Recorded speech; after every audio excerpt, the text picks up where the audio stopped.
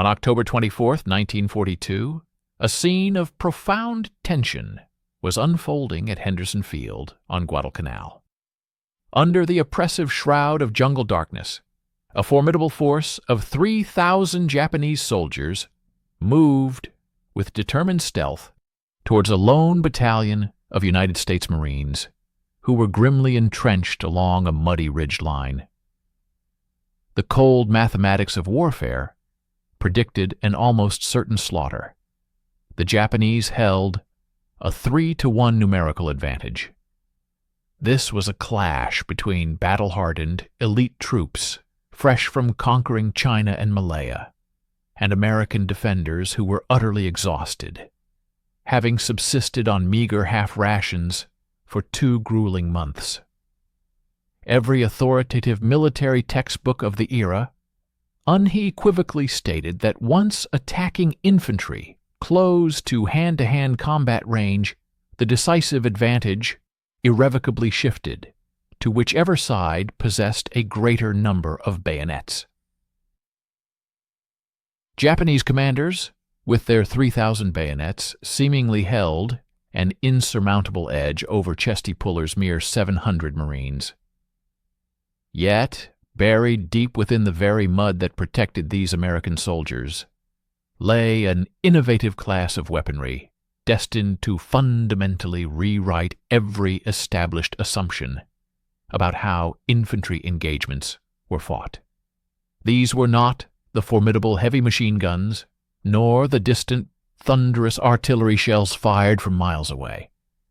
Instead, they were something entirely different: slender tubes, compact enough for a single man to transport, and engineered with such elegant simplicity that their only moving component was the projectile itself descending the barrel. Japanese intelligence, in its pre-battle assessments, had largely dismissed these devices, categorizing them as mere support equipment of negligible strategic importance. With the assault imminent, scheduled to commence in just 4 hours, the profound ingenuity of Edgar Brandt, as 19-year-old concept for preserving soldiers' lives, was about to confront the ancient, 2 millennia-old martial ethos of Imperial Japan, which dictated how its warriors should honorably perish. The remarkable narrative of how a visionary French artisan ultimately played a crucial role in safeguarding an American airfield traces its origins back 23 years prior to the Guadalcanal engagement, to a metropolis entirely disconnected from either nation. The year was 1919. The setting, Paris. As dignitaries meticulously hammered out the terms of the Treaty of Versailles within opulent, gilded chambers, Edgar Brandt, then a man of 39 years, traversed the workshops of his renowned metalwork enterprise on the Rue de la Fontaine. His daily path led him past magnificent wrought-iron gates meticulously crafted for future embassies and intricate ornamental grillwork destined to adorn the hallowed halls of the Louvre Museum. Brandt had cultivated a formidable peacetime reputation as an Art Deco metalsmith, celebrated for his unparalleled ability to imbue iron, a notoriously unyielding material, with an almost liquid grace, conjuring breathtaking curves and elaborate patterns that appeared to defy the very nature of the metal. However, for a relentless period of 4 years preceding this moment, his hands had been occupied not with artistic creation, but with the grim manufacturing of instruments of war. The crucible of the Great War had imparted a profound lesson to Brandt, one that largely eluded his fellow artists, and, troublingly, many high-ranking generals. He had borne witness to the horrific spectacle of French infantrymen perishing in staggering numbers, mown down by the thousands during ill-fated assaults across exposed terrain, unable to even reach German fortifications. He had observed his homeland suffer the catastrophic loss of an entire generation of its youth, primarily because the existing artillery systems could not provide sufficiently close fire support to their advancing troops without simultaneously endangering their own forces. The root cause of this immense tragedy was not a deficiency of valor. French soldiers, without question, had met their end with exemplary bravery. Rather, the fundamental impediment was a matter of geometry. As we delve deeper into this fascinating intersection of art, engineering, and military history, we invite you to stay with us and watch the conclusion of this compelling narrative. Your support, in the form of a like and a subscription, would be profoundly appreciated. We also encourage you to share your thoughts in the comments below. Tell us where you are watching from and what your perspective is on the intricate connection between historical innovation and the grim realities of conflict. The tactical deficiencies of existing armaments were stark. Conventional artillery, typically positioned miles behind the front lines, discharged its formidable shells along flat trajectories. This inherent characteristic rendered it incapable of effectively depositing ordnance into enemy trenches without simultaneously endangering the very infantrymen who were assaulting those positions. Conversely, heavy mortars possessed the capacity to launch shells in dramatic high arcs, allowing them to descend almost vertically onto targets. However, their immense bulk, often weighing hundreds of pounds, made them utterly impractical for advancing alongside infantry during an assault. Machine guns, while capable of moving with the troops, were similarly limited. Their direct fire could not reach adversaries entrenched within defensive positions or concealed within craterous shell holes. Consequently, a perilous void existed, a devastating killing gap between the limited firepower infantry could personally carry and the substantial yet safely delivered destructive potential of artillery. This critical tactical failing had tragically claimed over 1 million French lives during the recent conflict. Brandt, however, perceived this gap through a fundamentally different lens than did conventional military strategists. While officers were constrained by the parameters of existing armaments, seeking merely to optimize their deployment, Brandt's mind approached the dilemma. From the foundational principles of metalwork and physics, contemplating how specific forms could be engineered to achieve particular functions. He embodied the rare synthesis of an artist who instinctively understood that form must invariably follow function, and an engineer who recognized that the zenith of design lay in its utmost simplicity. The innovative weapon he conceptualized was not intended to supplant existing artillery. Rather, it aimed to empower every infantry company with its own integral, mobile artillery support. This device would be sufficiently compact for 2 soldiers to transport effortlessly, straightforward enough for personnel without specialized artillery training to operate, and precise enough to deliver shells with lethal accuracy within mere meters of their own forward positions. Crucially, it would be light enough to advance seamlessly with the attacking force.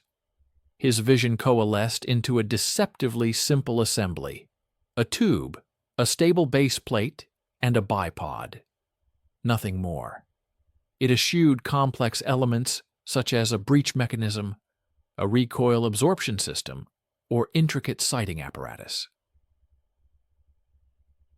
Instead, it comprised a smooth steel tube designed to harness gravity and a propellant charge, launching small shells in graceful, high-arcing trajectories. The operational sequence was elegantly simple. a soldier would merely drop the shell into the tube, allowing a firing pin at the base to ignite the propellant, thereby entrusting the remainder of the process to the immutable laws of physics. He christened this invention a mortar, borrowing an archaic term for an ancient projectile weapon. Yet there was, unequivocally, nothing antiquated about the groundbreaking design he had brought to fruition. In 1919, the French army subjected Brandt's novel prototype to rigorous evaluation, concluding that its design was almost disarmingly straightforward. The specifications were remarkably modest, a bore diameter of 60 millimeters and an overall weight of just 42 pounds. Such was its operational simplicity that a 19-year-old conscript could be competently trained in its use within the span of a single afternoon. Demonstrating an impressive rate of fire, it could launch 15 rounds per minute, propelling 3-pound high-explosive shells to a maximum range of 1,700 meters.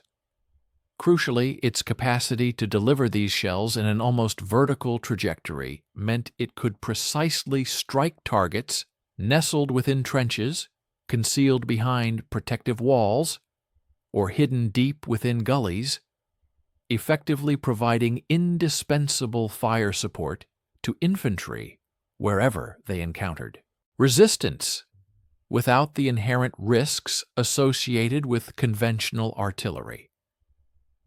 While its effective blast radius was comparatively small and its explosive charge modest, the paramount advantage of this weapon lay in its unprecedented portability. It could accompany infantry into virtually any terrain they traversed. This singular characteristic fundamentally transformed the dynamics of ground combat. Consequently, the French army officially adopted it as the Mortier-Brandt Model 1927, initiated its mass production, and soon observed with keen interest as other nations' militaries began to take serious notice of this groundbreaking innovation. The United States Army, keenly observing French military exercises involving the Brandt mortar in 1931, immediately grasped the profound implications of what it witnessed. American infantry doctrine, having been meticulously crafted by veterans of the Great War, was deeply informed by the harrowing experiences of launching assaults devoid of adequate close fire support. Recognizing the immense potential, the U.S. Army dispatched a dedicated team to thoroughly evaluate the weapon. This team meticulously test-fired the mortar at the prestigious Aberdeen Proving Ground in Maryland, subsequently disassembling it to scrutinize every individual component. They engaged in exhaustive measurement, weighing, timing, and calculation, leaving no detail unexamined. What transpired next was a strategic decision that, unbeknownst to them, would profoundly alter the course of the Pacific War a full 6 years before hostilities even commenced. Rather than merely acquiring a license to manufacture the mortar under French oversight, the United States purchased the complete production rights, encompassing full technical documentation and the invaluable prerogative to adapt and modify the design according to the capabilities and preferences of American industry. By 1932, the United States Army formally adopted this weapon, designating it the M2 60mm mortar. While its bureaucratic nomenclature may have seemed unremarkable and easily forgotten, the far-reaching impact of this adoption would prove to be anything but inconsequential. American industry, with its unparalleled aptitude for mass production and practical refinement, proceeded to execute what it did best. It took Brandt's already elegantly simple design and distilled it even further, enhancing its robustness and efficiency. While the original French iteration maintained a weight of 42 pounds, the American version meticulously matched this, ensuring portability. The French model was capable of delivering 15 rounds per minute, however. The American variant, when operated by a proficiently trained crew, could achieve an impressive 18 rounds per minute. Furthermore, where the French version necessitated diligent maintenance for its sighting equipment, the American design boasted optics so resilient that they could endure being dropped from a truck and still retain full functionality. Yet, the most profound American contribution transcended mere engineering improvements. It lay in the colossal scale of its manufacturing prowess. By 1940, the United States had already produced a greater quantity of M2 mortars than France had managed in an entire decade. A year later, by 1941, the M2 mortar had become an indispensable component of the U.S. military structure, with every American rifle company now equipped with a dedicated weapons platoon that included a mortar section comprising 3 M2 mortars. By 1942, as the 1st Marine Division disembarked onto the shores of Guadalcanal, these mortars were as ubiquitous and standard a piece of equipment as the soldiers' very rifles. Marines transported them ashore with the same casual efficiency they employed for ammunition and water. They were perceived as nothing more than another piece of equipment, another utilitarian tool in their arsenal. At that moment, no one harbored the slightest notion that these unassuming weapons would ultimately prove instrumental in determining the outcome of the entire campaign. Edgar Brandt, the ingenious French designer, never once set foot on the war-torn shores of Guadalcanal. Consequently, he never had the opportunity to encounter legendary figures like Chesty Puller or John Basilone, nor any of the courageous United States Marines who would ultimately wield his potent weapon in battle. Throughout the entirety of the harrowing German occupation, Brandt steadfastly remained within the confines of Paris, diligently safeguarding his invaluable workshops and artistic legacy. Following the cessation of hostilities, his artistic endeavors shifted back to his renowned passion for crafting intricate ornamental ironwork, which graced numerous prestigious museums and significant government edifices. He passed away in 1960 at the venerable age of 79, widely celebrated as a master artist, though his groundbreaking contributions to military armaments were often relegated to a mere passing mention in his obituaries. Nevertheless, on that fateful day of October 24, 1942, a tactical concept he had conceived nearly 2 decades prior concerning innovative infantry fire support was already firmly entrenched in the unforgiving, muddy terrain of a jungle ridgeline, a staggering 7,000 miles distant from his Parisian home. This pivotal idea was on the cusp of a brutal validation, poised to confront a formidable force of 3,000 determined Japanese soldiers who held an unwavering conviction that sheer valor and the chilling efficacy of cold steel could decisively triumph over the overwhelming might of industrial-scale firepower. Meanwhile, at the Japanese 17th Army headquarters situated in Rabaul, meticulous preparations for the impending October offensive had been underway since September, with every facet of their strategic blueprint predicated on the absolute certainty that Henderson Field would inevitably fall through a direct infantry assault. Lieutenant General Haruki Hyakutake, a senior commander within the Imperial Japanese Army, exercised authority over what effectively constituted a corps-level contingent, strategically dispersed throughout the challenging topography of the Solomon Islands archipelago. His professional renown had been carefully cultivated through a proven aptitude for rigorous logistics and seamless operational coordination, rather than through flashes of audacious tactical brilliance. He was widely regarded as a highly competent and meticulously methodical officer, whose strategic worldview remained anchored in entirely conventional military tenets.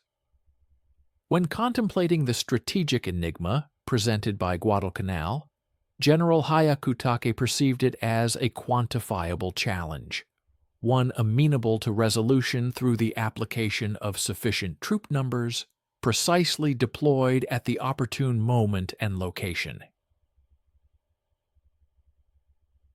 American intelligence assessments indicated the presence of approximately 10,000 enemy combatants on the island.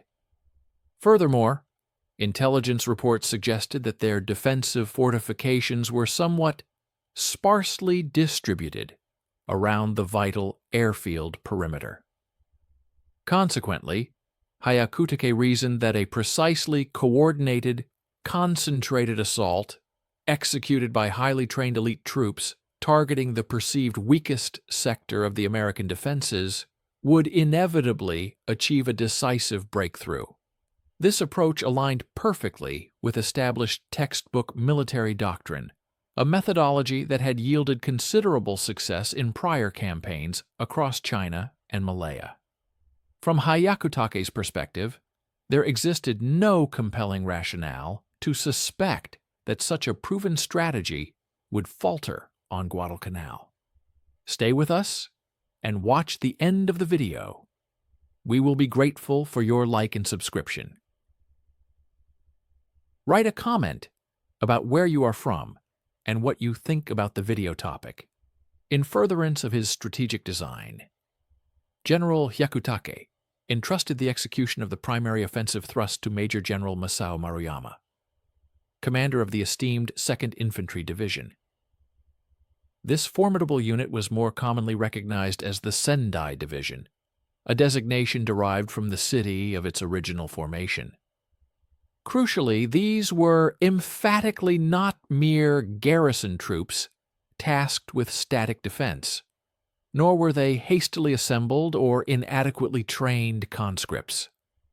On the contrary, the soldiers of the Sendai Division were hardened veterans, forged in the crucible of extensive combat operations across China and instrumental in the swift and decisive conquest of Singapore. Their commissioned officers had undergone rigorous instruction and indoctrination at the prestigious Imperial Japanese Army Academy, embodying the highest standards of military professionalism and martial spirit. Time. Twos. Correspondingly, their enlisted personnel had been meticulously instilled with a profound ideological conviction that dying heroically in combat represented the ultimate and most profound honor a soldier could possibly attain. General Maruyama himself epitomized the very archetype of leadership most revered and valued within Japanese military doctrine, a man of undeniable personal bravery, consistently prepared to lead his troops directly from the vanguard, and possessing an extraordinary capacity to inspire his subordinates to embrace even the most perilous directives, orders that frequently bordered on self-sacrificial missions. General Maruyama had already demonstrated his audacious leadership by compelling his division to traverse terrain that American strategists had unequivocally deemed utterly impassable, navigating the impenetrable depths of the jungle under the shroud of night to secure the crucial element of surprise. His approach to tactical planning was characterized by an aggressive zeal that bordered precariously on sheer recklessness. Yet, it was precisely this calculated audacity that had yielded remarkable successes in previous engagements. For instance, the British High Command had harbored a firm belief in the impregnability of Singapore. Nonetheless, Maruyama's division had decisively captured the seemingly unassailable fortress in a mere 70 days. The meticulously formulated operational blueprint for Guadalcanal meticulously mirrored the very principles that had secured such a resounding victory at Singapore, an infiltration route through jungle expanses that the adversary considered impenetrable. A nocturnal assault specifically timed to diminish the efficacy of superior American firepower. A concentrated strike against the perceived weakest sector of the perimeter with an overwhelming show of force, a swift and decisive breakthrough achieved in the initial thrust, and a rapid exploitation of that breach before American forces could effectively consolidate and organize a coherent defense. The core tenets of this strategy were predicated on the conviction that a combination of blistering speed, devastating shock tactics, and an unwavering willingness to absorb heavy casualties would ultimately nullify any inherent advantage the Americans possessed in terms of overwhelming firepower. The precise objective designated for this monumental assault was a critical ridge line situated to the south of Henderson Field, where aerial reconnaissance and ground intelligence reports indicated seemingly sparse marine defensive positions. These intelligence assessments estimated that this strategic ridge was defended by approximately a single battalion, comprising perhaps 700 to 800 American fighting men. In stark contrast, General Maruyama intended to launch his offensive with a staggering force of 3 full infantry regiments, amounting to well over 6,000 highly trained soldiers. The operational plan envisioned a multi-phased attack. The vanguard, or first wave, was tasked with breaching the enemy's wire defenses and swiftly overrunning their forwardmost positions. Following closely, the second wave would then capitalize on this initial penetration, exploiting the breakthrough to press relentlessly onward towards the airfield itself. The ultimate aspiration was that by the dawn of October 25th, the rising sun flags of Japan would proudly flutter above Henderson Field, signaling the definitive eradication of American air power dominance across the Solomon Islands. A critical oversight, however, stemming from a fundamental lack of comprehension within Japanese intelligence, pertained to the actual armaments carried by those approximately 700 American Marines. While the diligent reconnaissance teams, which had meticulously observed the Marine positions, had indeed identified various defensive elements, including entrenched machine gun emplacements, individual rifle positions, and what they perceived as certain small-caliber artillery pieces, their understanding was incomplete. They had conscientiously enumerated the visible weaponry and meticulously estimated potential firing positions. Furthermore, they had carefully charted fields of fire and probable avenues of enemy approach. Yet, a crucial piece of the tactical puzzle eluded their grasp. They failed to comprehend the true nature and devastating potential of those seemingly innocuous small tubes positioned behind the Marine lines. Their intelligence reports dismissively categorized these as mere light support weapons, projecting that while they might introduce some complications to the assault, they would certainly not serve as an insurmountable impediment. The fundamental issue lay in the fact that Japanese military doctrine possessed no direct equivalent to the highly versatile and potent Bintu mortar. It is an inherent human and military tendency to significantly underestimate the capabilities of that for which one has no comparable frame of reference or operational counterpart. Within the established structure of the Imperial Japanese Army, mortar assets typically comprised heavier battalion and regimental mortars, substantial ordnance pieces that were characteristically deployed well behind the forward combat lines and operated exclusively by highly specialized artillery crews. The innovative concept that each individual rifle company might possess its own organic mortar capabilities, with these weapons being manned directly by frontline infantrymen and positioned sufficiently close to engage targets mere meters from friendly troops, simply lay entirely beyond the prevailing Japanese tactical framework. Such a decentralized and immediate fire support system did not align with their entrenched model of how infantry engagements were traditionally conducted. Consequently, this particular American advantage did not receive prominent consideration or significant integration into their meticulously crafted operational planning. On October 23rd, the formidable 2nd Division commenced its arduous approach march, plunging into jungles of such bewildering density that visibility was often reduced to a mere 10 meters ahead of each soldier. They were burdened with only 4 days' worth of rations, a quantity already falling short of the stipulated doctrinal requirements. Yet it represented the absolute maximum they could physically transport through the unforgiving terrain. Each individual soldier was laden with his primary service rifle, a full complement of ammunition, an array of hand grenades, and his essential personal equipment. Crucially, the division's own complement of heavier mortars and artillery pieces had been deliberately left behind, deemed impractical for rapid transit through the impenetrable jungle environment.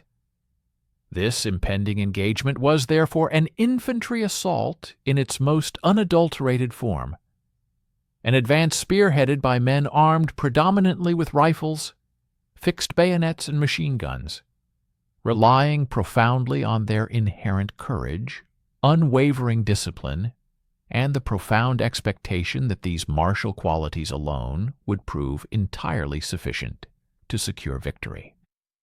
General Maruyama, embodying the epitome of frontline leadership, personally led the advance, setting an unrelenting pace and unequivocally demonstrating the extraordinary endurance he demanded from his soldiers.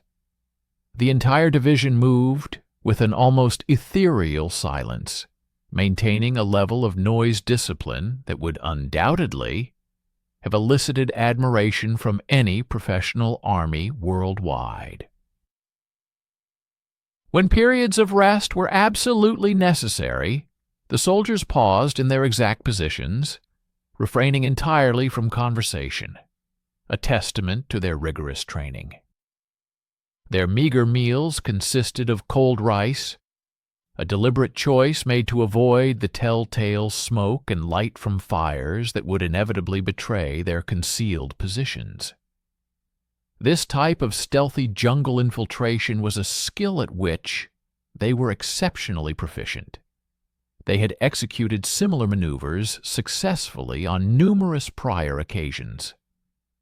Consequently, every single man within the division harbored an unwavering conviction that their mission would culminate in triumph, a belief deeply rooted in the confluence of their extensive training, their rich combat experience, and the steadfast assurances embedded within their military doctrine.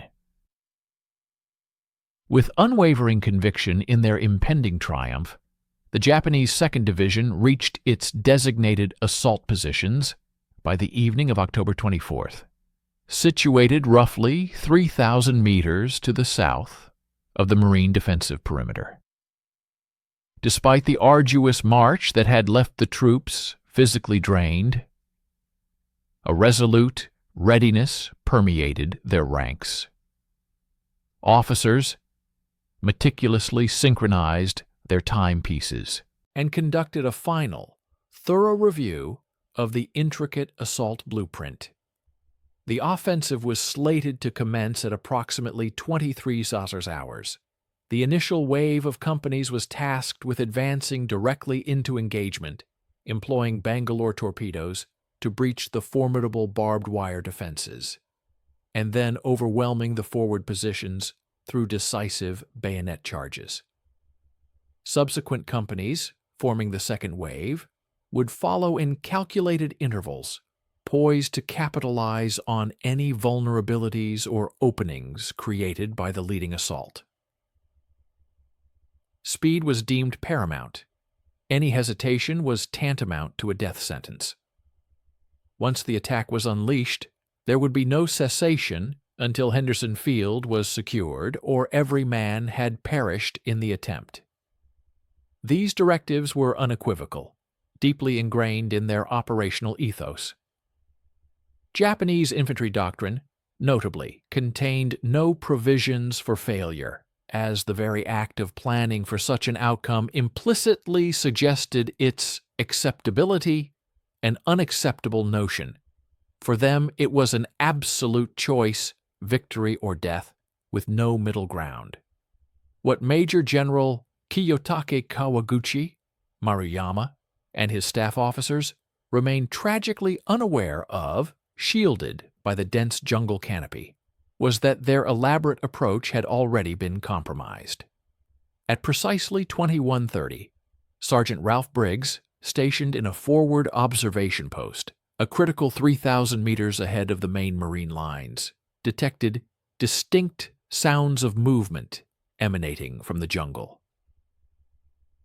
It was not merely isolated rustling, but a significant volume of noise, characteristic of thousands of men, even those striving for absolute silence. He patiently listened, meticulously estimating the sheer numbers based on the duration and intensity of the audible activity. Subsequently, he retrieved his field telephone and established contact with Lieutenant Colonel Lewis Puller's command post. The message delivered was concise and utterly professional. "About 3,000 Japanese, between you and me." Having conveyed this crucial intelligence, Briggs calmly resumed his vigil, awaiting the unfolding events. Behind him, throughout the Marine positions, mortarmen were already diligently inspecting their equipment and systematically stacking rounds of ammunition, preparing for the inevitable onslaught. Lewis Burwell Puller, a seasoned veteran, had dedicated 24 years to the United States Marine Corps by October 1942. Throughout his distinguished career, he had cultivated an almost preternatural intuition for anticipating the enemy's next move. He was, even then, a figure of legendary renown within the Corps, a man who had earned 2 Navy Crosses for his valorous actions battling guerrillas in the challenging jungle terrains of Nicaragua, landscapes strikingly similar to those of Guadalcanal. His men affectionately referred to him as Chesty, a moniker inspired by his prominent barrel chest and the characteristic forward thrust of his gait, as if perpetually challenging anyone to engage him. His reputation was built on his consistent presence at the very nexus of the fiercest fighting, not driven by a thirst for personal glory, but by an unwavering conviction that effective officers lead from the front, or they do not lead at all. Thus, when Briggs's report arrived at 21:30, Puller exhibited no skepticism regarding the estimate, nor did he request any further confirmation. If Briggs asserted there were 3,000, then 3,000 it was. We invite you to stay with us and watch the end of the video. We will be grateful for your like and subscription. Please leave a comment about where you are from and what you think about the video topic. Lieutenant Colonel Puller's 1st Battalion of the 7th Marine Regiment was responsible for defending approximately 1,000 meters of the expansive southern perimeter.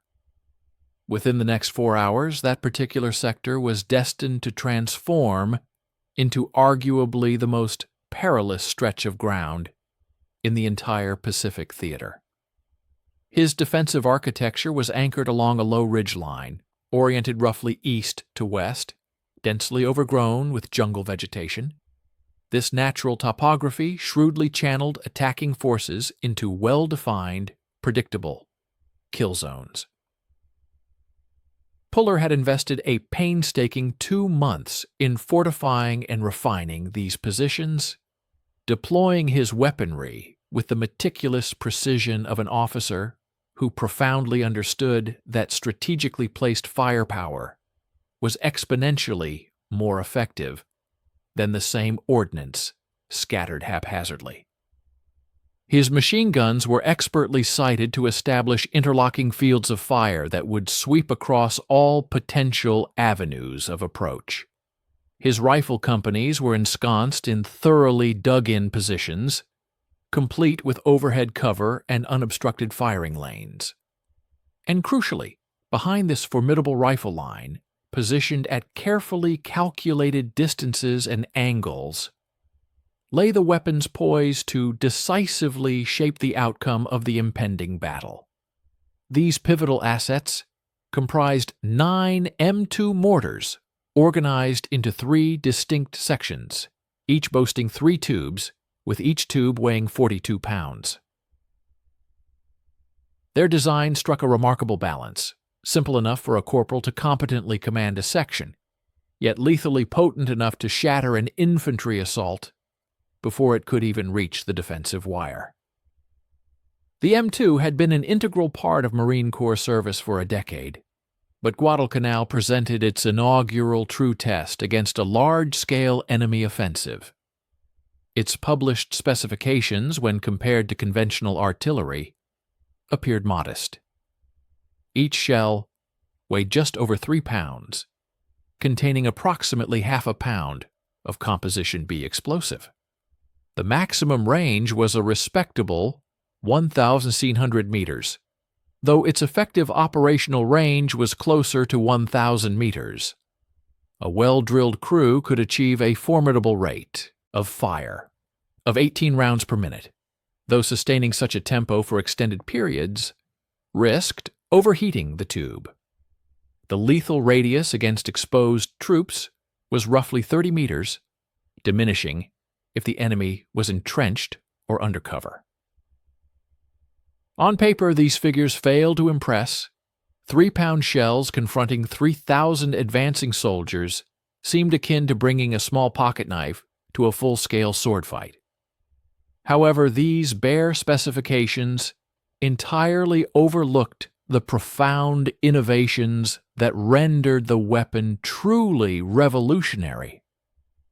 Its effectiveness was not primarily derived from the sheer magnitude of its explosion, but rather from the precise location of that explosion and the astonishing rapidity with which subsequent detonations could be achieved. The brilliance of the M2 lay in its elegant simplicity and its ingenious geometry. The tube itself was a smoothbore, entirely devoid of rifling. While this design choice translated to a reduction in accuracy at extreme ranges, it simultaneously ensured that the weapon was virtually immune to jamming and demanded almost negligible maintenance. The firing mechanism was remarkably straightforward. A fixed pin situated at the base of the tube. A shell was merely dropped into the tube where it descended onto the pin. The impact of the shell on the pin ignited the propellant, thereby launching the projectile. There was no trigger to pull, no breech to close, and no complex mechanical systems susceptible to malfunction. Stability was provided by a robust bipod and a sturdy base plate. Moreover, the sighting mechanism was so intuitive that even a minimally trained Marine could be accurately delivering shells on target within mere minutes of setting up the weapon. Yet the paramount advantage, the true game-changer, resided in its distinctive trajectory. Traditional artillery pieces typically fired shells in relatively flat arcs, a necessity dictated by the need to clear friendly troop positions located between the gun and its intended target. The M2, in stark contrast, launched its shells almost vertically skyward, with the projectile descending nearly straight down. This unique characteristic meant that it could effectively engage targets situated in defilade positions, encompassing trenches, ravines, and the reverse slopes of hills, areas that remained entirely inaccessible to conventional artillery. More significantly, this trajectory allowed mortars to be positioned in close proximity behind the front line, enabling them to execute danger-close missions that would have been unequivocally suicidal with artillery, thereby offering invaluable immediate fire support to infantry engaged in direct combat. Lieutenant Colonel Puller had strategically deployed his mortar sections approximately 200 meters behind his forward rifle positions. This precise placement ensured they were close enough to visually assess the terrain over which they were firing, allowing for real-time adjustments to their fire based on direct observation. Each three-mortar section was commanded by a non-commissioned officer, typically a sergeant or corporal, who held direct control over where the tubes were aimed and when they discharged their rounds. The crews themselves were predominantly young Marines, many still teenagers, who had received their initial M2 training at stateside bases like Camp Lejeune or Camp Pendleton before their deployment overseas. They possessed a thorough understanding of the prescribed manual procedures, how to accurately set the sight, how to calculate range based on the tube's angle, and how to refine their fire based on the impact point of the preceding shell. However, the application of manual procedures in the brutal crucible of actual combat was a vastly different experience, and most of these nascent warriors had never before fired a mortar at human beings, actively attempting to take their lives. Tonight, the stark realities of war would serve as their grim education. Ammunition, meticulously organized, lay prepositioned in neat stacks adjacent to each mortar, ready for the impending engagement. High explosive shells equipped with impact fuses were prepared to detonate instantly upon contact with the terrain or any solid obstruction. Each individual shell was meticulously stored within a sturdy cylindrical container designed to preserve its dry condition and afford it protection. Throughout the afternoon, the dedicated crews had diligently inspected fuses, carefully wiped down propellant increments, and systematically arranged the ammunition. This meticulous organization ensured that, even in the profound darkness, they would be able to locate precisely what they required by touch alone. This was far from glamorous work. Rather, it constituted the sort of painstaking, monotonous preparation that unequivocally distinguished units destined for survival from those tragically doomed to perish through sheer folly. Colonel Puller, with a keen eye for detail, personally inspected the mortar positions not once but twice before the onset of darkness. His objective was to verify the fields of fire and to ensure that all section commanders possessed a complete and unambiguous understanding of the operational plan.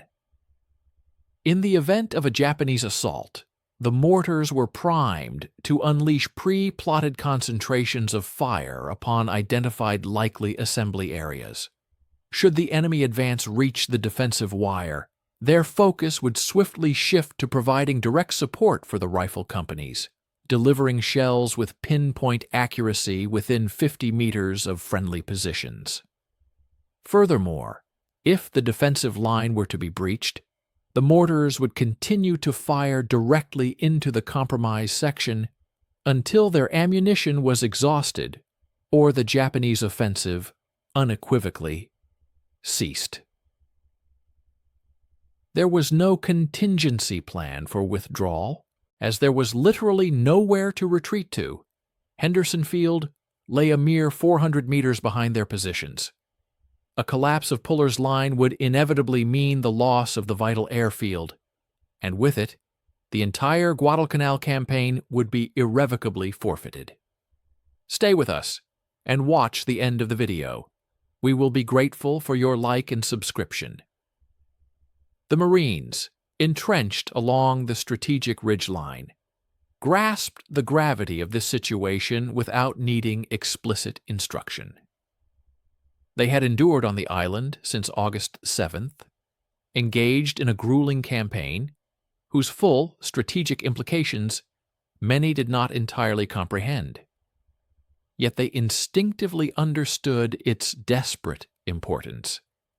They were utterly exhausted, critically underfed, and afflicted by the ravages of malaria and dysentery. Their uniforms, exposed to the relentless tropical climate, were literally disintegrating on their bodies. Weeks had passed since they had received any mail, leaving them uncertain if anyone back home even knew their whereabouts.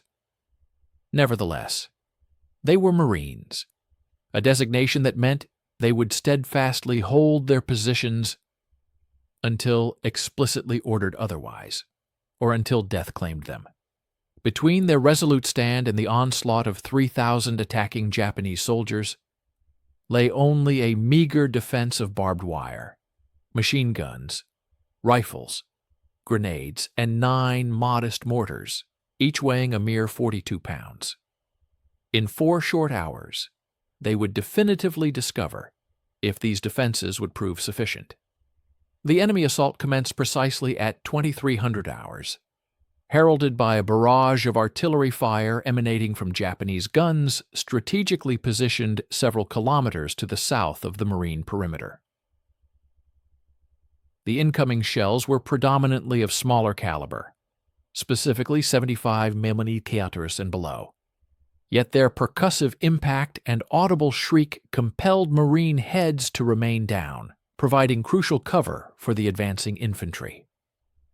Puller, an experienced combat veteran, listened intently to the incoming fire and immediately recognized it as a preparatory bombardment rather than a sustained, heavy barrage. He understood that the Japanese forces on the island simply lacked the necessary artillery assets for a proper, prolonged preparation. This was merely a calculated distraction, a cacophony designed to mask their forward movement. He swiftly relayed the critical intelligence to his company commanders, issuing the terse but clear directive, "Stand by, they are coming." Within the Japanese assault positions, officers meticulously synchronized their final movements. Captain Jiro Katsumata, a resolute commander, led the 11th Company of the 3rd Battalion, 2nd Infantry Division, a force of 200 men specifically chosen for this perilous assault due to their unequivocally demonstrated willingness to embrace death. Katsumata, a career officer of 28 years, was a distinguished graduate of the Imperial Army Academy and had honed his combat leadership skills in China, where he had learned that truly aggressive leadership necessitated personally leading charges with his sword dramatically drawn. His men held him in the highest esteem, bordering on reverence, precisely because he demanded nothing of them that he himself was not prepared to undertake. Tonight's mission, though conceptually straightforward, presented an almost insurmountable challenge in its execution. His company was slated to spearhead the initial assault wave. Their task was to advance stealthily through the dense jungle until they reached the barbed wire perimeter. They would then breach this formidable barrier using specialized Bangalore torpedoes. Following the breach, they would charge the Marine positions with fixed bayonets and hurled grenades, committed to either breaking through the enemy lines or perishing in the attempt. Every single man in the company fully understood these unequivocal orders and had stoically accepted their fate. Death was not a mere possibility to be avoided. Rather, it was the anticipated and expected outcome. The only remaining question was whether they would meet their demise after successfully accomplishing their assigned mission or before. At precisely 2330 hours, the Japanese artillery fire abruptly ceased, and the infantry commenced their forward movement. They advanced in disciplined company formations, maintaining strict intervals, moving with the utmost stealth through the unforgiving jungle terrain. This dense vegetation, ironically, channeled them directly toward the Marine positions, exactly as Puller had astutely predicted. The leading companies found their vision completely obscured by the profound darkness and the thick, suffocating vegetation. They navigated by the unwavering guidance of their compasses and by meticulously following the officers who courageously led their advance. Every few minutes they would pause, listen intently for any telltale sounds, and then resume their relentless forward progress. The Marines were now incredibly close, perhaps 500 meters, or potentially even less. Sound behaved erratically in the jungle, making it virtually impossible to accurately judge distances. Katsumata could distinctly hear his own labored breathing, mingled with the heavy respirations of the men surrounding him. He could perceive the pungent odor of their sweat, intermingled with the pervasive stench of jungle rot that afflicted virtually everyone on the island. He could feel the familiar, comforting weight of his sword and the palpable anticipation of the impending clash. At the stroke of midnight, the vanguard of the Japanese troops finally reached the barbed wire defenses at the base of the ridge line. The wire had been meticulously strung in multiple formidable belts, securely anchored to robust palm logs, and ingeniously reinforced with tin cans filled with pebbles that would emit a telltale rattle if disturbed. The Marines had painstakingly constructed this formidable obstacle over a period of 2 months, adding layer upon layer until it formed a barrier that reached an impressive depth of 4 meters in certain sections. The Japanese engineers surged forward with their Bangalore torpedoes, long cylindrical metal tubes packed with powerful explosives, specifically designed to be pushed beneath the wire and detonated to blast a clear path through. The first deafening explosion occurred at 00:15 hours, a sharp, concussive crack that momentarily illuminated the jungle in a blinding flash and ripped open a gap in the wire approximately 2 meters wide. Immediately, Marine machine guns erupted from their well-concealed positions further up the slope. Tracers, like fiery serpents, sliced through the inky blackness in long, ominous red arcs. The sheer volume of sound was overwhelming, a continuous, hammering roar that echoed relentlessly off the ridgeline and reverberated through the dense jungle. The Japanese engineers responsible for detonating the Bangalore torpedoes were cut down and perished before the echoes of the explosion had even fully dissipated, but the crucial gap was now open. Katsumata, with his sword already drawn, led his company toward the breach at a desperate run. He was shouting fervent encouragement to his men, though he could barely distinguish his own voice amidst the deafening crescendo of machine gun fire. All around him, soldiers were collapsing, mercilessly mown down by an unseen enemy fire emanating from positions they could not identify. The Marines, though firing blindly into the darkness, were aiming at sound and movement. Yet such was the overwhelming number of advancing Japanese soldiers that even this blind fire was finding its intended targets with grim efficiency. I am from the United States, and I find this video topic incredibly compelling. It vividly portrays the brutal realities of close-quarters combat and the immense psychological and physical toll it took on the soldiers. The details about the meticulous preparations, the desperate resolve of both sides, and the sheer chaos of a night assault are truly gripping. It highlights the incredible bravery and sacrifice of those who fought in such horrific conditions. The initial challenge involved precisely locating enemy positions amidst the chaos of the battlefield. Captain Katsumata, demonstrating unwavering resolve, successfully navigated the defensive wire, forced his way through a created breach, and began ascending the treacherous incline. Although his unit was suffering severe casualties from relentless machine gun barrages, a sufficient number of his soldiers managed to penetrate the initial defenses, preserving the impetus of their aggressive advance. The strategic objective was to bridge the remaining distance to the entrenched Marine fortifications, thereby initiating close-quarters combat where the superior training of Japanese infantry in bayonet and grenade tactics was expected to confer a decisive advantage. The critical phase involved rapidly diminishing the intervening space, an initial 50 meters, then 40 meters, swiftly reducing to 30 meters. It was at this crucial juncture that the devastating mortar bombardment commenced.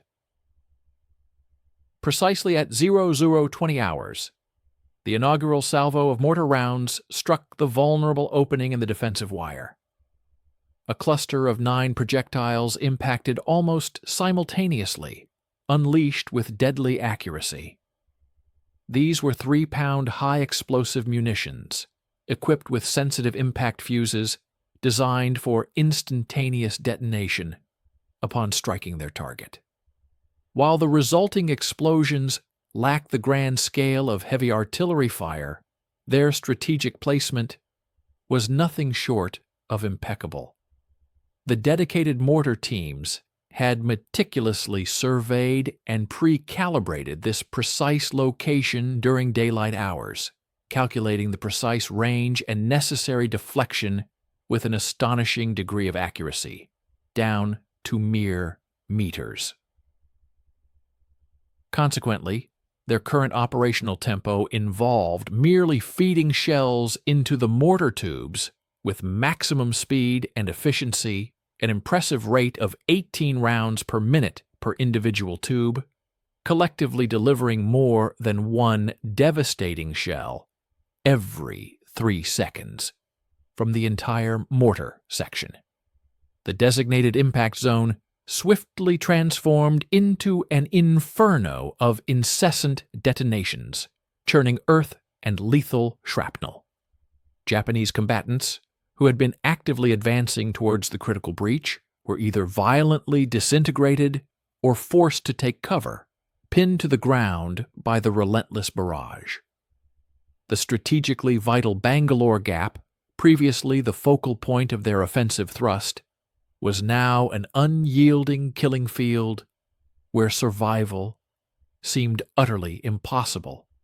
Captain Katsumata, by a stroke of luck or sheer determination, had already traversed the gap moments before the mortar fire commenced, but the vast majority of his troops remained trapped behind him. He glanced backward, witnessing with grim horror the explosions systematically advancing through his company's ranks, an operation both methodical and devastatingly precise, dismantling his unit one soldier at a time. On the Marine-held side of the wire, he now found himself with merely 30 men, a stark contrast to the original 200 who had initiated the assault just a quarter of an hour earlier. With a resolute expression, he redirected his focus towards the Marine fortifications, resuming his arduous ascent. There was no alternative course of action available to him. His directive was to achieve a breakthrough, and he was prepared to either succeed in this formidable task or perish in the attempt. We invite you to stay with us and witness the conclusion of this compelling narrative. Your support, through a like and subscription, would be deeply appreciated. Please also share your origin and thoughts on the video's subject matter in the comments below. Meanwhile, along the fortified Marine defensive perimeter, the indomitable Sergeant John Basilone exercised command over two crucial machine gun sections, strategically deployed to dominate the principal access route, ascending the ridgeline. Under his purview were 4 Browning MM-99917 machine guns, formidable 30-caliber armaments distinguished by their water-cooling systems, which afforded them a significantly extended capacity for sustained firing compared to their air-cooled counterparts. His dedicated crews, working with practiced efficiency, continuously fed ammunition belts into these weapons at the maximum possible rate, unleashing controlled, brief bursts of fire upon any discernible motion in the obscured terrain below.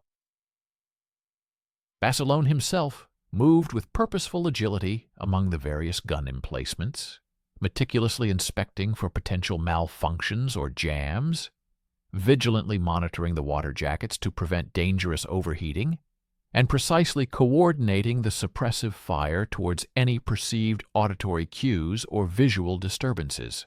From his vantage point, he observed the continuous impact of mortar rounds further down the slope, each explosion generating brilliant, transient flashes that momentarily illuminated the advancing Japanese soldiers before they were swallowed once more by the pervasive gloom.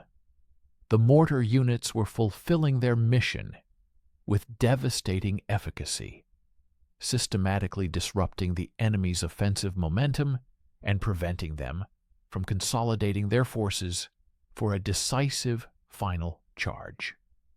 Despite this relentless bombardment, a determined contingent of Japanese troops persisted in their advance.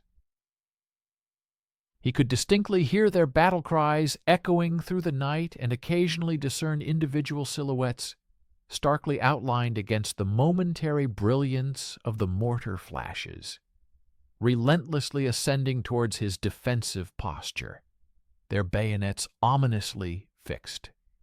Situated directly behind Basilone's forward position, 2nd Lieutenant Joseph Terzi held command of the weapons platoon assigned to K Company, 3rd Battalion, 1st Marine Regiment. His 3 M2 mortars had been engaged in continuous bombardment since Iozio 20 hours and were slated to maintain their relentless fire until either the enemy's advance ceased entirely or their substantial ammunition reserves were depleted. His dedicated crews, having overcome any initial apprehension, now operated with remarkable synchronicity and efficiency, their actions honed by constant repetition and the pressing demands of combat. The process was a fluid sequence, suspending the shell over the mortar tube, releasing it, observing the firing, making any necessary adjustments, and then immediately repeating the cycle. While the mortar tubes were indeed growing hot from the sustained rate of fire, they had not yet reached a hazardous temperature. They possessed an ample supply of ordnance, and each shell they expertly discharged into the darkness was finding its mark on unseen targets, utterly annihilating soldiers who could never have conceived such a fate. Captain Katsumata, against overwhelming odds, eventually reached the Marines' defensive wire, with a mere 23 combatants still alive and following him. The overwhelming majority of his original 200-man company were now dispersed across the unforgiving slope, either deceased, severely wounded, or immobilized by an inescapable torrent of enemy fire. Gripping his ceremonial sword in one hand and a fragmentation grenade in the other, he surveyed the Marine positions situated just 10 meters directly ahead. These were meticulously constructed firing emplacements, deeply entrenched into the ridgeline, boasting overlapping fields of fire that rendered any further advance almost certainly fatal. Yet, almost certainly fatal did not equate to an absolute impossibility. Katsumata's unwavering determination meant he had not endured such a harrowing journey merely to halt his progression. With a surge of adrenaline, he hurled his grenade towards the closest machine gun nest, paused momentarily for the anticipated blast, and then surged forward, bellowing fervent encouragement to his beleaguered soldiers. A small number of them rallied and attempted to follow his lead. Tragically, most of them failed to advance even 3 paces before being cut down. The Browning machine gun, which Captain Katsumata had specifically targeted with his grenade, had indeed sustained damage, but crucially, it remained operational rather than being completely incapacitated. Its resourceful crew, having prudently sought cover during the immediate explosion, promptly returned to their weapon. The vigilant gunner detected movement, swiftly traversed the barrel of his weapon, and unleashed a short, decisive burst of fire that struck Katsumata squarely in the chest and throat. The Japanese captain collapsed instantly, his sword still clutched in his hand, succumbing to his wounds before he could even comprehend the lethal force that had ended his life. The remaining soldiers who had followed him continued their desperate advance for a mere few additional seconds, until Marine rifle fire systematically mowed them down, one by one. By 0035 hours, every single man from Katsumata's company who had managed to reach the Marines' defensive wire lay dead. The ambitious assault, conceived with the intention of breaching Puller's formidable line, had been definitively halted a mere 15 meters short of the forwardmost defensive emplacements. However, the Japanese offensive was far from concluded. General Yuminasu, who commanded the 29th Infantry Regiment, was orchestrating an attack from the southern flank, and his seasoned troops were now beginning to make contact with the defensive wire at numerous points along the extensive front defended by Puller's forces. These were notably not the disorganized, frenzied Banzai charges often associated with desperate assaults. Instead, they represented meticulously coordinated company-level attacks executed by highly trained professional soldiers who possessed a profound understanding of modern fire and maneuver tactics and the effective methods for suppressing entrenched defensive positions. They expertly exploited the natural topography, advancing through advantageous draws and protective gullies that afforded them a measure of concealment from direct enemy fire. Furthermore, they brought their own integral machine guns forward, employing them with calculated precision to pin down Marine positions, thereby enabling their assault troops to close the distance under cover. Their tactical proficiency was undeniable, yet they were relentlessly pushing into a defensive system painstakingly engineered by a commander who had dedicated 24 years of his military career to mastering the art of efficient combat and attrition. Moreover, this formidable defense was bolstered by a class of weaponry that their prevailing military doctrine had evidently failed to adequately anticipate.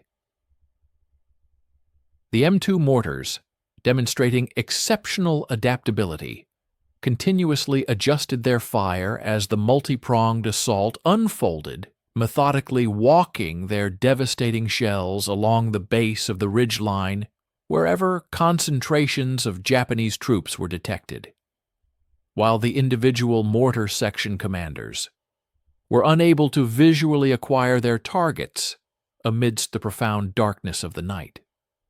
Such direct observation proved unnecessary. The keen-eyed machine gunners and astute riflemen, positioned along the forward defensive line, possessed an unobstructed view of precisely where the Japanese forces were consolidating, and they expertly relayed this crucial intelligence back to the mortar teams by vocally communicating precise ranges and directional bearings. The artillery teams meticulously calibrated their barrages, strategically unleashing explosive ordnance merely 50 meters ahead of their comrades' positions, and occasionally even nearer. This constituted an extremely perilous firing range by any measure, with the proximity of the detonations presenting an immediate, lethal threat to the Marines should any projectile fall short. Nevertheless, Colonel Puller had rigorously prepared his troops to embrace such inherent dangers, recognizing that the only viable option to avert being completely overwhelmed by the enemy assault was to accept this calculated peril. Consequently, the mortars maintained an incessant, systematic rate of fire, effectively carving out a devastating expanse of annihilation that stretched from the Marine defensive perimeter, down the formidable slope, and deep into the dense jungle where Japanese reinforcements were actively attempting to advance. As the clock struck 100 hours, General Nasu dispatched his formidable second wave of companies, deploying an additional 1,000 combatants to capitalize on any breaches or weaknesses that the initial assault might have forged. Yet, to their dismay, no such vulnerabilities existed. Instead, the landscape was littered solely with fallen soldiers, numerous casualties, and a handful of fragmented units that had managed to penetrate the wire only to be summarily eliminated by sustained rifle fire before they could leverage their fleeting advantage. This subsequent wave of attackers bravely pressed onward, directly into the unyielding torrent of machine gun fire and the relentless mortar bombardments that had already decimated their predecessors. Though exhibiting remarkable courage and unwavering discipline, they proved utterly incapable of surmounting the stark realities of the tactical equation. Their advance was an uphill struggle, navigating formidable obstacles against entrenched defenders, who possessed the distinct advantage of observing their forms starkly outlined against the intermittent, blinding flashes of mortar explosions, and who wielded a volume of firepower far exceeding what Japanese intelligence had anticipated. Mere valor proved insufficient. Unwavering discipline offered no salvation. Even the fervent readiness to sacrifice one's life failed to alter the grim outcome.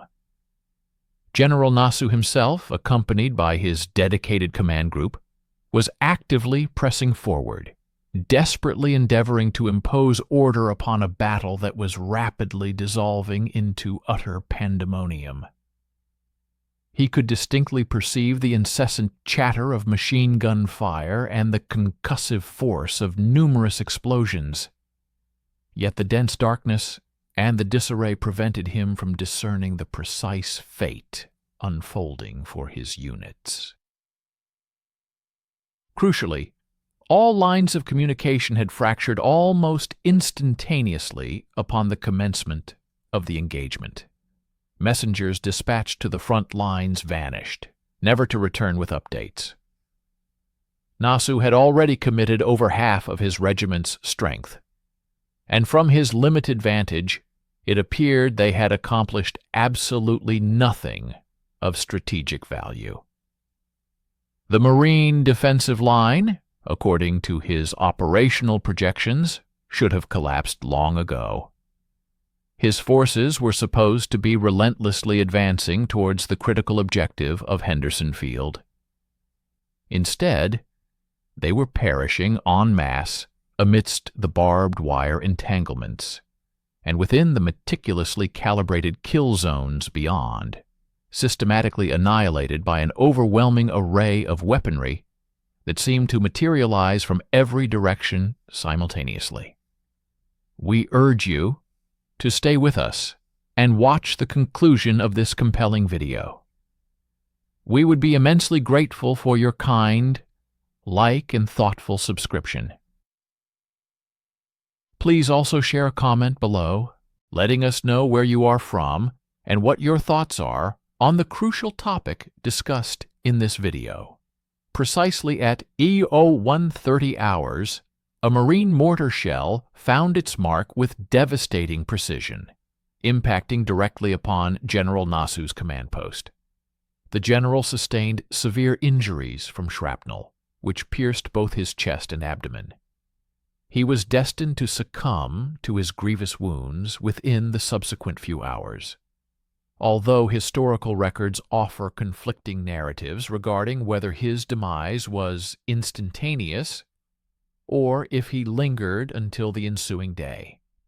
His tragic death fundamentally dismantled the coordinated Japanese leadership of the entire southern offensive.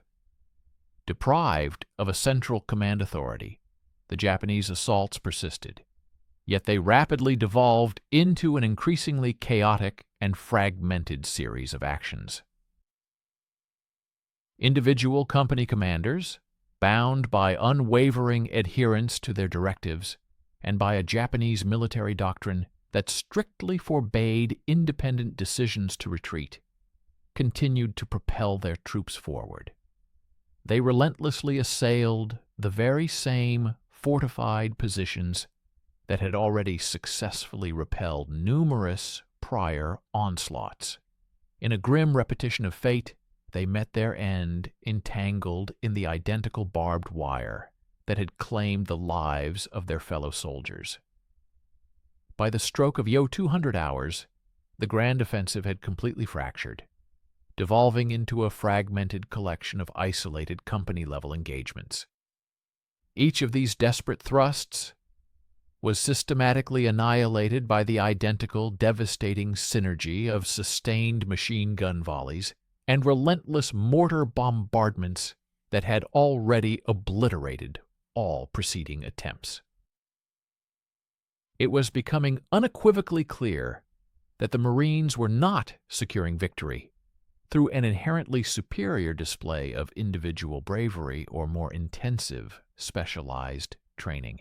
Their triumph stemmed instead from an overwhelming advantage in firepower, meticulously deployed and expertly utilized. Without exception, every Japanese soldier who managed to reach the formidable wire defenses was neutralized before they could even begin to penetrate the well-prepared fortifications. Similarly, every Japanese unit that attempted to consolidate and mass for a coordinated assault was effectively shattered by precision mortar fire long before it could orchestrate its attack. The ingenious weapon system that Edgar Brandt had conceived and engineered in Paris some 23 years prior was performing precisely as its inventor had envisioned. Its fundamental purpose was to preserve friendly infantry by systematically eliminating enemy infantry before they could ever close to the perilous distances required for hand-to-hand combat. At the hour of Euro 300, Lieutenant Colonel Robert Hall was issued critical orders directing him to advance his 3rd Battalion, 164th Infantry Regiment, to bolster Colonel Puller's beleaguered position. Hall commanded a contingent of United States Army personnel, specifically National Guard soldiers hailing from North Dakota and South Dakota. While these troops had undergone rigorous training exercises alongside their Marine counterparts, they had, until this very night, remained untested in the crucible of actual combat. A degree of skepticism had, in fact, been voiced by some seasoned Marines regarding the capability of National Guard units to withstand the rigors of a genuine engagement.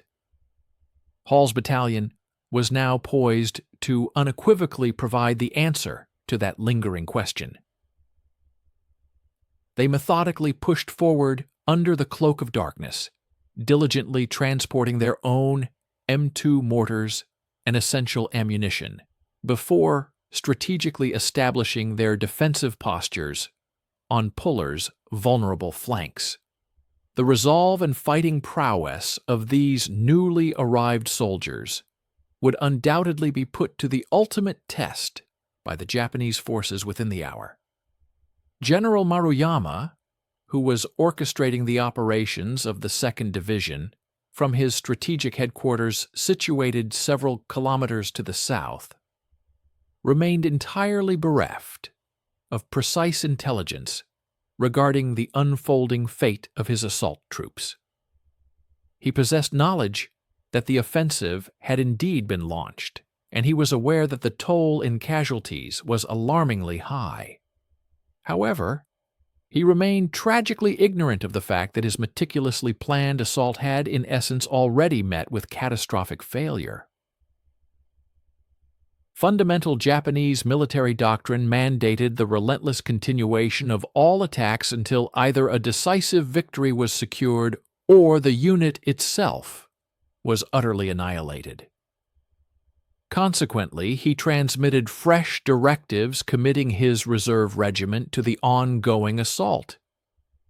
These new orders eventually filtered down to scattered company commanders, who, in turn, unhesitatingly continued to propel their men directly into the unyielding fusillade of machine gun fire and the ceaseless barrage of mortar shells that showed no sign of diminishing. By 0400 hours, the 2nd Division had tragically sustained in excess of 2,000 casualties and had failed to advance more than a mere 30 meters beyond the defensive wire at any point along Colonel Puller's entire front. While the desperate assault would indeed persist for several additional hours, its ultimate outcome had, in reality, already been irrevocably determined. The revolutionary weapon conceived by Edgar Brandt had fundamentally transformed the very nature of infantry warfare, a profound alteration that approximately 3,000 Japanese soldiers had, in the most brutal manner imaginable, been forced to tragically comprehend.